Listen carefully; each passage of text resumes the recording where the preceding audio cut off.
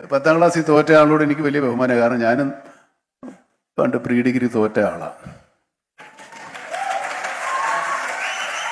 അപ്പോൾ അതുകൊണ്ട് തോക്കുക എന്ന് പറയുന്നത് അത്ര മോശം കാര്യമൊന്നുമില്ല. തോക്കുന്നത് നമ്മൾ ജയിക്കാൻ വേണ്ടിയാണെന്നുള്ളത് മനസ്സിലാക്കണം. എന്തെങ്കിലും ഒരിക്കൽ നമ്മൾ ജയിക്കും, എപ്പോഴും തോറ്റു കൊടുക്കരുത്. ഇപ്പം ജയിക്കുക എന്ന് പറഞ്ഞാൽ ചുമ്മാ അങ്ങനെ എല്ലാത്തിലും ജയിച്ചു ചെയ്ത് പോകാം. തോറ്റു കഴിഞ്ഞ് ജയിക്കുമ്പോഴേ അത് ജയമാവുള്ളൂ. അപ്പോൾ തോറ്റ് ജയിച്ച ആളാണ് സജീഷ്. ആ സജീഷിന്റെ ജീവിത കഥ. പാലക്കാട് ജില്ലയിലെ കുഗ്രാമമായ കോതക്കുരിശിയിലാണ് KV surgical instrument and research centre. Surgery ഉപകരണങ്ങൾ ഉണ്ടാക്കുന്നു. ആഗോള ബ്രാൻഡുകൾ വാഴുന്ന സർജിക്കൽ മേഖലയിൽ കൊച്ചു കേരളത്തിന്റെ കൊച്ചു ബ്രാൻഡ് സ്ഥാപകൻ KV സജീഷ്.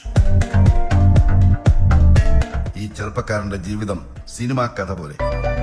ഒറ്റപ്പാലം ഗണപതിപ്പാറയിൽ കൽപ്പണി ചെയ്ത് ജീവിച്ച അയ്യപ്പനും കല്യാണിക്കുട്ടിയും. സജീഷ് അവരുടെ മകൻ 10ാം ക്ലാസ്സിൽ തോറ്റു. കല്ലും പണ്ട് കയറ്റി വളർത്തിണ്ടാക്കി 10ാം ക്ലാസ് തോറ്റു എന്ന് പറഞ്ഞപ്പോൾ ഭയങ്കര വിഷമം. ജീവിതകാലം ഇനിയും വീണ്ടും ഞങ്ങൾ കല്ലും പണ്ടിൻ്റെ ഏറ്റുള്ളൊരു വിചാരിച്ചു. എന്തെങ്കിലും ജോലി കണ്ടെത്തി ജീവിക്കൂ എന്ന് പറഞ്ഞ അച്ഛനും അമ്മയും കണ്ണീരോടെ മകനെ യാത്രയാക്കി. ആ 16-കാരൻ എത്തിയത് ബംഗളൂരുവിൽ. അവിടെ ഒരു സർജിക്കൽ കമ്പനിയിൽ സാധാരണ തൊഴിലാളിയായി. പാക്കിംഗ് ജോലിക്കിടെ സർജിക്കൽ ഉപകരണ നിർമ്മാണം കൗതുകത്തോടെ നോക്കി നിന്ന അയാളെ മുതലാളി നിർമ്മാണ ജോലിക്കും നിയോഗിച്ചു. ഏത് ഉപകരണവും നന്നാക്കുന്ന, ആവശ്യം പറഞ്ഞാൽ അതനുസരിച്ച് ഏത് സൂക്ഷ്മ ഉപകരണവും നിർമ്മിക്കുന്ന മിടുമിടുക്കനായ പണിക്കാരനായി മാറി സജീഷ്. ആ കമ്പനി വിഖ്യാതനായ ഡോക്ടർ ജോസ് ചാക്കോ പെരിയപുറത്തിനും ഉപകരണങ്ങൾ കൊടുത്തിരുന്നു. ഡോക്ടറുടെ ആവശ്യമനുസരിച്ച് സജീഷ് ഉപകരണങ്ങൾ ഡിസൈൻ ചെയ്ത് നിർമ്മിച്ചു കൊടുത്തു. ആ ഉപകരണങ്ങൾ പല മെഡിക്കൽ കൂട്ടായ്മകളിലും ഡോക്ടർ പരിചയപ്പെടുത്തി. അവ പ്രസിദ്ധമായി.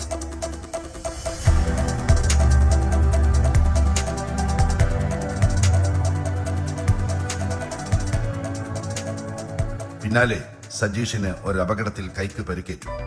മുതലാളി സജീഷിനെ തഴയാൻ തുടങ്ങി. സജീഷ് ജോലി വിട്ടുപോന്നു.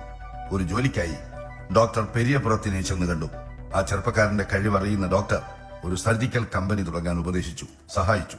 അങ്ങനെയാണ് കോതക്കുരിശിയിലെ KV സർജിക്കൽസ് പിറന്നത്.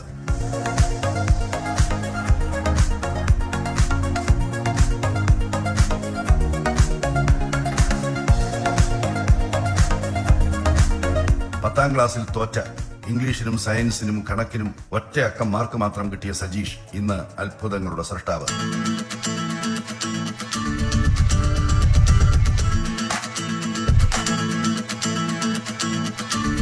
സർജൻസ് ഇമാജിൻ, വി ക്രിയേറ്റ് എന്നാണ് സജീഷിന്റെ കമ്പനിയുടെ മുദ്രാവാക്യം.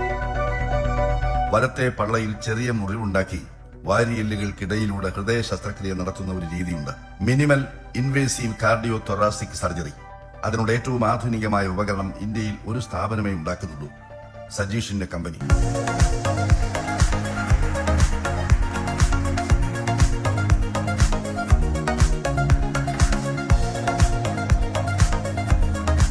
ഞങ്ങൾ അഭിവാദനം ചെയ്യുന്നു കൽപ്പണിക്കാരനായ അയ്യപ്പന്റെയും കല്യാണിക്കുട്ടിയുടെയും ഈ പൊന്നോമന മകനെ. 1000 വീടുകൾക്ക് അടിത്തറ പണിത അച്ഛനമ്മമാരുടെ കൈവിരലുകളിൽ ഏറ്റുവാങ്ങിയ ഈ സൽപുത്രനെ. ലാപ്പിനെയും കോൾസ് ടോൾസിനെയും മെഡിക്കോണിനെയും വെല്ലുന്ന ശില്പ വൈദഗ്ധ്യത്തിന്റെ ഈ വിരലുകളെ പത്മശ്രീ ഭരത് മമ്മൂട്ടി തെരഞ്ഞെടുക്കുന്നു. കൈരളി ചെയർമാന്റെ പ്രത്യേക പുരസ്കാരത്തിന് KV സജീഷിന്. എല്ലാവർക്കും നമസ്കാരം. ഇത് ആദ്യമായിട്ടാണ് എനിക്കൊരു സമ്മാനം കിട്ടുന്നത്. സ്കൂളിൽ പഠിക്കുന്ന സമയത്ത് പഠിക്കാൻ ഭയങ്കര മോശമായിരുന്നു. അതുകൊണ്ട് പഠിത്തത്തിലൊന്നും കിട്ടിയിട്ടുണ്ടായിരുന്നില്ല. ഇനിയിപ്പോൾ പഠിത്തത്തിലൊന്നും കിട്ടിയിട്ടില്ലെങ്കിലും നമുക്ക് അതല്ലാതെ എന്തെങ്കിലുമൊക്കെ കിട്ടാറുണ്ടല്ലോ. വല്ല തവളച്ചാട്ടോ ചാക്കുചാട്ടോ അങ്ങനെ ആർട്സിലോ സ്പോർട്സിലോ അങ്ങനെ എന്തെങ്കിലുമൊക്കെ ആയിട്ട് എന്തെങ്കിലും കിട്ടാറുണ്ടല്ലോ ആർക്കെങ്കിലും. അങ്ങനെ ഒന്നും കിട്ടാത്തതായിട്ട് ആരും ഉണ്ടാവില്ല എനിക്ക് തോന്നുന്നു. പക്ഷെ എനിക്ക് ഇന്നേരം ഒന്നും കിട്ടിയിട്ടുണ്ടായിരുന്നില്ല. പക്ഷേ ഇതുവരെ എനിക്ക് ഒന്നും കിട്ടാത്തതിന്റെ ഖേദം തീർന്നു. വളരെ സന്തോഷമുണ്ട്. എന്നെ കൈരളി ചാനലിന് അമൃത എന്ന് പറഞ്ഞ മാഡം എന്നെ വിളിച്ച് സജീഷെ ഇങ്ങനെ ഒരു അവാർഡിന് അർഹനായിട്ടുണ്ട്, എന്നിട്ട് അതുമായിട്ട് ബന്ധപ്പെട്ട ഒരുപാട് കാര്യങ്ങൾ വളരെ വിശദമായിട്ട് എന്നോട് പറഞ്ഞു. ദൈവങ്ങളോട് നന്ദി പറയുകയാണ്. ദൈവങ്ങളെന്ന് ഞാൻ ഉദ്ദേശിക്കുന്നത് ഈ ശംഖുചക്ര ശിലാരൂപത്തിലുള്ള ഒന്നിനെ കുറിച്ചല്ല ഞാൻ പറയുന്നത്. ചില മനുഷ്യരുണ്ട്, ദൈവതുല്യരായിട്ടുള്ള ചില മനുഷ്യര്.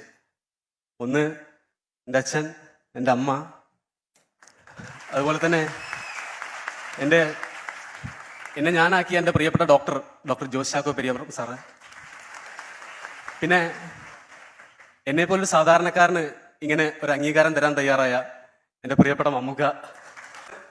ഇന്ന് വിചാരിക്കുന്നുണ്ടാവും അന്ന് മരിക്കുന്നില്ല എന്ന് തീരുമാനിച്ചത് 100-ൽ 110% ശരിയായിരുന്നു എന്നുള്ളത്. കാരണം സർവരാരും അംഗീകരിക്കപ്പെട്ടിട്ട് ഒരു അംഗീകാരത്തിന് അർഹനായിട്ട് ഞാനിവിടെ അങ്ങനെ നിൽക്കുമ്പോൾ ലോകത്ത് മറ്റാരേക്കാളും സന്തോഷിക്കുന്നത് എൻ്റെ അമ്മയായിരിക്കും. അപ്പൊ അമ്മയെ പറ്റിയിട്ട് എനിക്ക് പറയാണ്ട് ഇവിടുന്ന് ഇറങ്ങാൻ പറ്റില്ല. വളരെ സന്തോഷം. പറഞ്ഞത് സത്യമാണ്. ഞാൻ 10ാം ക്ലാസ് വരെ പഠിച്ചത്. 10ാം ക്ലാസ്സിൽ തോൽക്കുകയുണ്ടായത്. 10ാം ക്ലാസ്സിൽ തോറ്റു എന്ന് മാത്രം പറഞ്ഞാൽ പോരാ. 10ാം ക്ലാസ്സിൽ അന്ന് മാർക്ക് അടിസ്ഥാനത്തിലാണ്. ഇപ്പോ ഗ്രേഡാണല്ലോ. അന്ന് 600-ലെ മാർക്ക്. 600-ൽ 210 മാർക്ക് കഴിഞ്ഞാൽ പാസ്സാവാം.